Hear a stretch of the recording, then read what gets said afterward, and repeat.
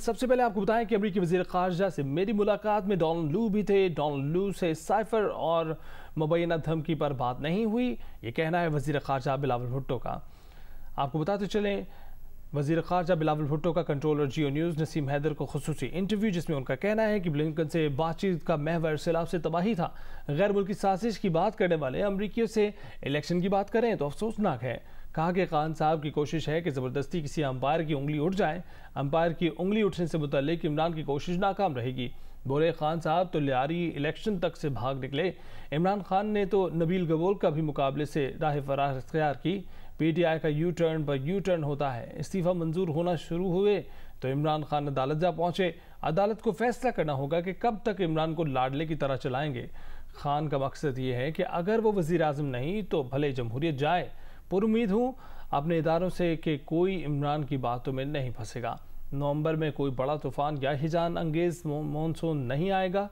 नवंबर normal महीना बनकर हमारे कैलेंडर से गुजर जाएगा। 2007 में मैंने बेनज़ीर भुट्टो का इंटरव्यू उस वक्त किया था जब वो पाकिस्तान वापस आ रही थी। उस वक्त उन्होंने बताया था कि बिलावल भुट्टो ऑक्सफोर्ड पढ़ने के लिए जा रहे हैं और वो उसी कमरे में रहेंगे जिसमें उनके नाना जुल्फ़िकार अली भुट्टो रहे थे। जुल्फ़िकार अली भुट्टो जिस तरह वज़ीर ख़ारजा थे, उसी तरह बिलावल भुट्टो वज़ीर ख़ारजा हैं। अमेरिका का दौरा करके वापस आएँ और इस वक्त हमारे साथ हैं। इनसे मालूम करते हैं इनके अमेरिका के दौरे के बारे में और कुछ पाकिस्तानी सियासत के बारे में। बिलावल भुट्टो साहब अमेरिकी वज़ीर ख़ारजा से मिले तो उस मुलाकात में डोनाल्ड लू भी नज़र आए।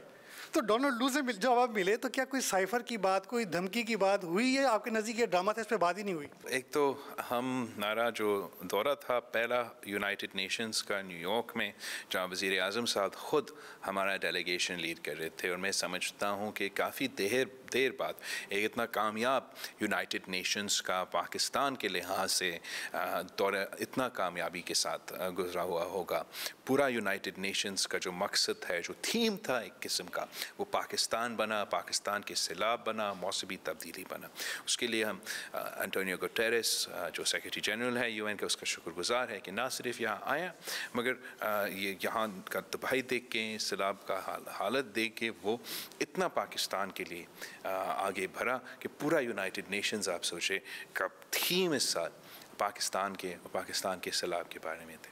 उसके बाद मेरा बायलैटरल जो यूएस पाकिस्तान का बायलैटरल रिलेशंस के नतीजे में मेरा यूएस का वज़ीर ख़ारजा और या सेक्रेटरी ऑफ स्टेट जैसे वो वहाँ कहते हैं, एंटनी ब्लिंकन के साथ मिला और उसका अपना डेलीगेशन था। और एक फ़र्द उस डेलीगेशन में जो साहब क्या जिसका आप जिक्र कर रहे हो वो भी मौजूद था, लेकिन ऑब्वियसली हमने उसका ना जिक्र किया ना बात किया। तो मेजर फोकस मेरा कि सैलाब की जो तबाही हुआ, ये मौसम की तब्दीली का जो नुकसान है, इसको पैदा करने में हमारा रोल नहीं है लेकिन नुकसान उठाने में हमारा रोल है।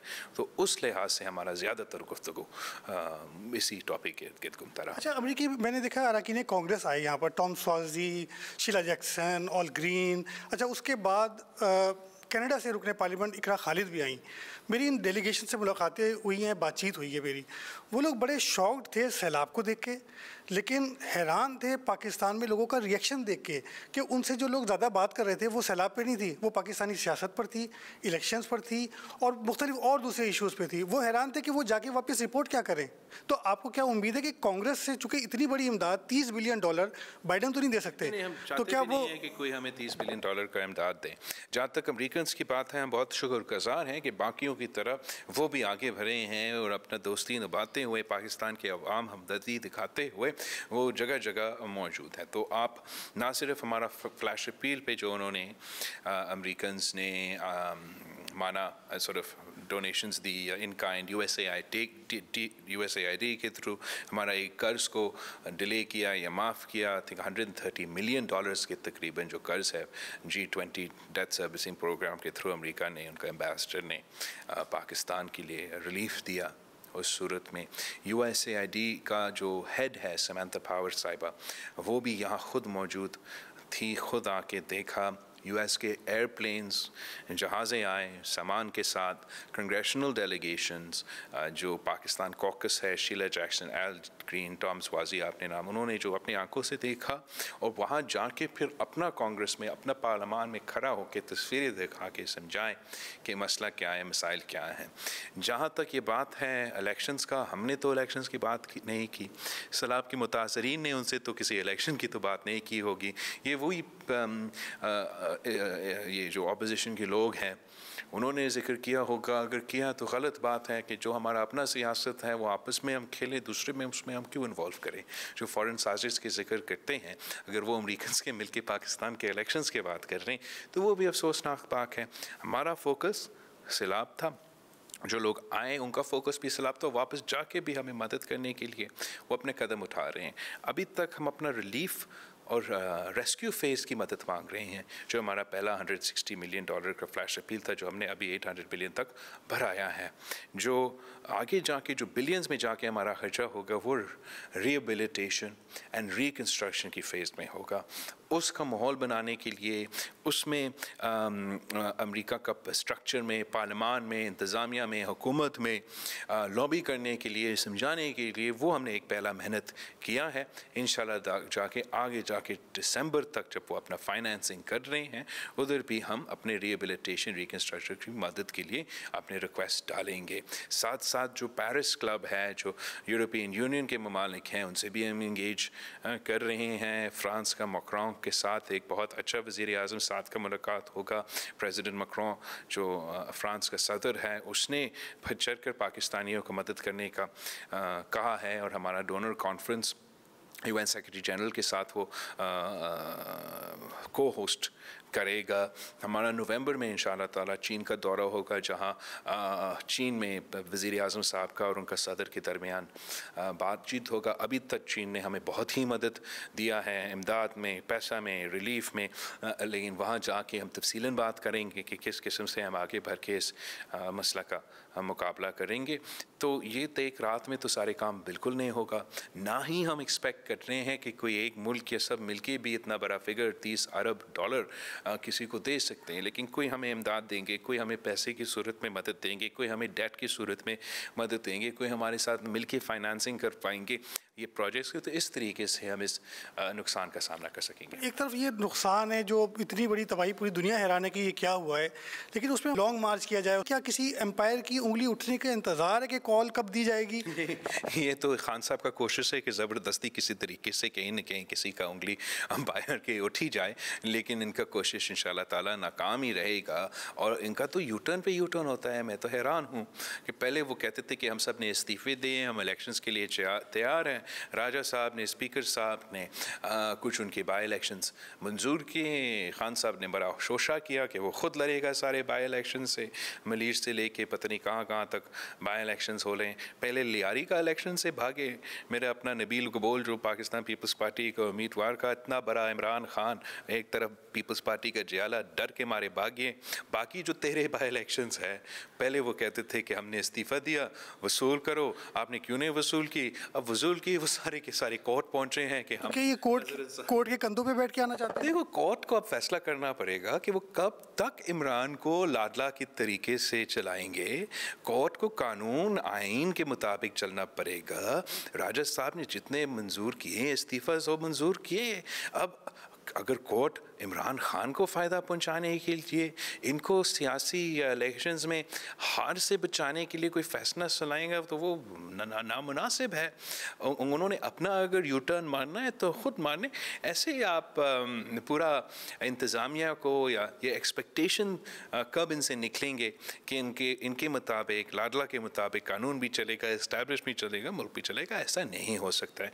मैं समझता हूँ कि अगर वो इलेक्शंस के लिए तैयार है, अवाम पे वो दे भरोसा है अवाम पे कि वो इतना पॉपुलर जमात है, हम वैसे ही मसरूफ़ है। मैं तो ख़ुद कैंपेन ही नहीं कर रहा हूँ, मैं तो सैलाब के मुतासरीन का मदद करने में मसरूफ़ हूँ। उस वक्त भी वो इलेक्शंस के लिए, बाई इलेक्शंस के लिए 13 सीट्स में बाई इलेक्शंस नहीं लड़ सकते, तो कौन सा बड़ा जनरल इलेक्शन की मुतालबा ये करके फिर रहे हैं। ये जो लॉन्ग मार्च है, अगर ये होता है बिल फर्ज कोई जैसे मोमेंटम उसका बनाया जा रहा है और ये जहाद कहा जा रहा है, तो क्या ये आपके लोगों के खिलाफ मतलब कोई जहादी कार्रवाई होने वाली है जो PTI करेगी? और दूसरी एक चीज़ साथ ये भी कि अगर ये हंगामा होता है, खून खराबा होता है, तो क्या हुकूमत को थ्रेट है या even democracy is at risk? Khan साहब का मकसद ये है कि अगर वो वज़ीर आज़म नहीं होगा तो फिर जमहूरियत भले जाए, लेकिन वो या उसने खेलना है या किसी और को खेलना नहीं देना है। मसला हमारे लिए सिर्फ ये है, मेरा कोई एतराज़ नहीं है, आप एहतजाज करें, आप लोग मार्च करें, सियासत करते रहे। इस वक्त 1/3 of Pakistan is under water. 1 in 7 Pakistanis have been affected by floods. अभी तक वो मदद उनकी मदद करना उनकी ज़रूरत है, मेहनत करना ज़रूरत है। एक पाकिस्तान हो के इन मुतनासिरीन की मदद करने की ज़रूरत है। ये किस किस्म का इंसान हो सकता है जो सियासत को प्रायोरिटी देते और इंसानियत को पीछे छोड़ता है? ये कौन सा सियासतदान हो सकता है तो इतना बड़ा तबाही दे के कह सकता है कि हम अब ऐसे करते हैं, इलेक्शंस करते हैं, ऐसे करते हैं, लॉन्ग मार्च करते हैं? ये ना सिर्फ जमहूरियत के साथ मजाक है, मुल्क के साथ मजाक है, सैलाब मुतासरीन के लाशों पे सियासत करने की मुतरादिफ है और बिल्कुल ही एक इनअप्रोप्रिएट डिसीजन है। लेकिन इसलिए कि खान साहब की जो सियासत है वो हमेशा मनफी सियासत रहा है, नेगेटिव सियासत रहा है, वो इसी कदम पे चल रहे हैं। मैं पुरुमीद हूँ कि हुकूमत ना सिर्फ तगड़ी है, मजबूत है, जमहूरी तरीके से कोई रास्ता नहीं है हमें हटाने का। अगर अपोजिशन का किरदार अदा करना है तो इस्तीफ़े वापस लो, पार्लियामान में जाएं, पार्लियामान के थ्रू अपोजिशन करते रहें, अपना ज़िम्मेदारी कबूल करें। एक तरफ अपना ज़िम्मेदारी से भाग रहे हैं, पार्लियामान से भागे हैं, दूसरी तरफ बाई इलेक्शन से भाग रहे हैं और आवाम को ये ट्रक के बत्ती के पीछे डाल रहे, अपने कारकुन को ट्रक के बत्ती के पीछे डाल रहे कि हमें जनरल इलेक्शंस चाहिए। असल में खान साहब अपने लिए, अपने बीवी के लिए, अपने सियासी साथियों के लिए NRO चाहते हैं और वज़ीर आज़म शहबाज शरीफ साहब ने कहा है कि मैं इमरान खान को NRO नहीं दूंगा, तो इसलिए वो जगह जगह भाग रहे हैं और बहाने ढूंढ रहे हैं। आपके ख्याल से डेमोक्रेसी थ्रेट, उसको कोई थ्रेट नहीं? इमरान खान का कोशिश, मैं रिकॉर्ड पे हूँ, मैंने हाउस पे अप्रैल जब ये सिलसिला चल रहा था नेशनल असेंबली में, मैंने खड़ा होकर कहा कि हमें धमकी दिया गया कि या फौरी इलेक्शंस करो या मार्शल लॉ का सामना करो। ये इनका कोशिश है, इनका कोशिश रहा है कि पाकिस्तान में डेमोक्रेसी को डिरेल किया जाए। लेकिन मैं उम्मीद हूँ, अपने इंस्टीट्यूशंस पे भरोसा रखता हूँ कि कोई इस सियासतदान का या इमरान का तरीके में नहीं फंसेंगे और हम पूरा तवज्जो, चाहे वो वफाकी हुकूमत हो, चाहे वो सूबाई हुकूमत हो, चाहे हमारे इदारे हो, उस सैलाब की मुतासरीन को मदद पहुँचाने के लिए उनका रिलीफ और रेस्क्यू और साथ साथ रिकन्स्ट्रक्शन और रिहेबिलिटेशन पे होगा। उन्होंने पहले भी बड़े दावे किए लॉन्ग मार्च के, सारे नाकाम हुए, ये भी नाकाम होगा। अफसोस इस बात की है कि जब आधा पाकिस्तान डूब रहा है, सैलाब के मुतासरीन मदद के लिए मुंतज़िर है, तो इतना बड़ा लीडर अपना सियासत चमका रहा है। आखिरी सवाल ये कि आप हमने देखा कि मूनसून जो स्टेरॉइड पे था इस दफ़ा, कैटास्ट्रॉफिक फ्लड्स आए, यानी कि किसी महीने में जब बारिश नहीं होती थी बारिशें हुई। नवंबर का महीना जो है वो खैरियत से गुजर जाएगा इंशाल्लाह। हमारा उम्मीद तो यही है कि खैरियत से गुजरे।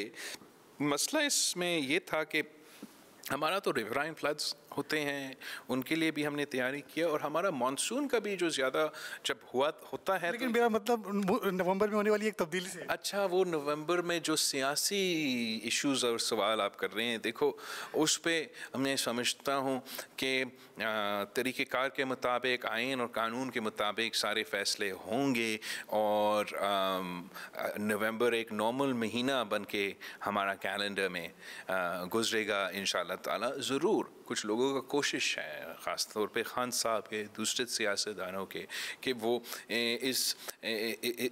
इस पीरियड को अपने सियासत के लिए इस्तेमाल करे या सैबोटाज करे, लेकिन मैं जानता हूँ कि वो कामयाब तो नहीं होंगे। बहुत शुक्रिया आपका।